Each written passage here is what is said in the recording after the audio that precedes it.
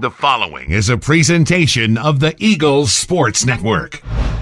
It's time for baseball season as Carson-Newman hits the road to take on the Limestone Saints to begin the 2020 campaign. With Coach Tom Griffin, I'm Michael Watring for the Eagles Sports Network. And, Coach, you get ready for this weekend. Sometimes I talk to you about what do you need to improve upon, what do you need to do to take advantage of, but let's ask it this way. What are you most excited for this weekend? Well, good to see you, Michael. Yeah, we're right around the corner. I know with all the transactions going on with the Reds, you're extremely excited about the start of the Major League Baseball season. But we're excited about what has transpired the last couple weeks since we've gotten back. Our upperclassmen, I think, have done a really good job as far as setting the tone about how we're going to prepare. You come off about a month break. And coming back into it, are you sluggish? Are you full speed? And I think the leaders of the club had made sure that these guys understand when they came in, here's what we're going to do each and every day to get prepared for this. So I think that's a credit to them to have them ready for the start of the season. The ability to be able to scrimmage as much as we've had because of the turf, which has allowed us not to miss a day and to get out there, I think also is another reason to be excited because we feel like we've had a great chance to prepare in basically game-like conditions and didn't have to take it somewhere else.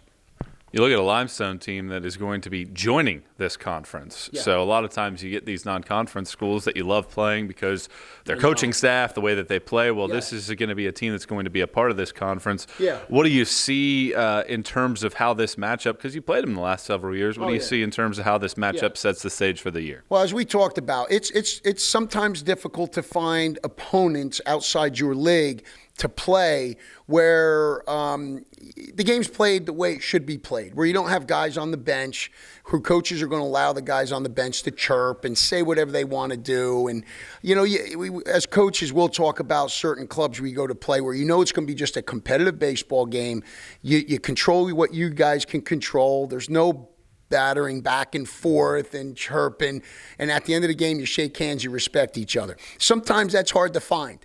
And with Limestone and Coach Wiley and his staff, we've had that. I mean, I think the world of him, known him a long time, and it's always been a competitive affair with Limestone. So we know they have a veteran club. We have a lot of guys returning, an older group.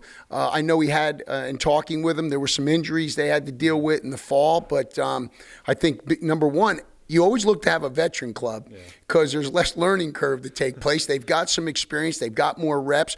So that'll be a challenge. And then anytime you're home and you're playing your home series and you're opening up at home, that's exciting for those guys as well. So we know it's going to be competitive because it has been every year, but we also know the type of people will be playing as well. Just like any start to the season, there's some question marks for you in terms of some new guys. How are they going to respond to these situations? That's right. How do you go about getting some of the freshman second baseman out there, the freshman third baseman and Zach Bose out there, as well as some of these pitchers that need the experience? How do you manage that in the first weekend of the year? Great question. I think for all coaches, it's how are you going to manage this with games? Do you use certain guys in situations where you're like, hey, we might have a better matchup to try to win the game, or do we allow someone to grab that experience? And I think that it's a juggle. I know at third base that young man is going to get a lot of opportunities. He's going to gain a lot of experience no matter what. Second base is an area where we're going to have a couple guys rotating around. We've got some depth, which is good. As a coaching staff, we have to figure out how do we best use these guys and what situations are they better at? Are they better coming in late into a game defensively? Are they better as pinch hitters? What's the best matchup for the pitcher and the hitter?